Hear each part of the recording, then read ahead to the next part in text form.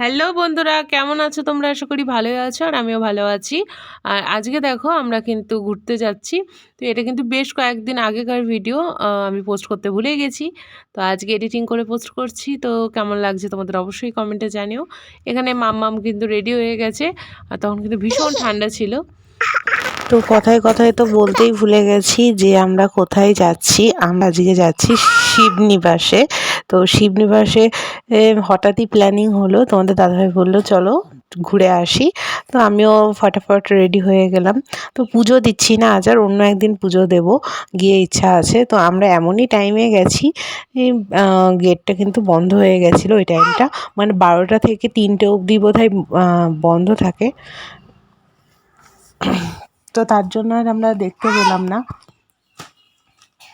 তো যাই হোক, আর প্রথমবার শিবনিবাসে এসেছি, আমার তো খুবই ভালো লাগছে। ভীষণ বড় মন্দির, মানে এত বড় মন্দির আমি এই প্রথমবার দেখলাম। যদিও এটা এশিয়ার দ্বিতীয়তম সবথেকে বড় শিব মন্দির। যাই হোক, এখানেই সামনে আমরা কিছুক্ষণ দাঁড়িয়ে ছবি টবি তুলে, আর এত রোদ ছিল, এত ঠান্ডার মধ্যেও গরম লেগে যাচ্ছিলো। তারপর আমরা কিছুক্ষণ সময় স্পেন্ড করে তারপরে কিছু খাওয়া দাওয়া করে তারপরে কিন্তু বাড়ি চলে এসেছি। মামামেরও কিন্তু খুবই ভালো লেগেছে। মামা একা ভালোই এখানে এনজয় করছিল, ঘুরছিল। আর যারা যারা আসেনি শিব মন্দিরে, মানে এটা শিবনিবাসে চলে আসবে, খুবই ভালো লাগবে।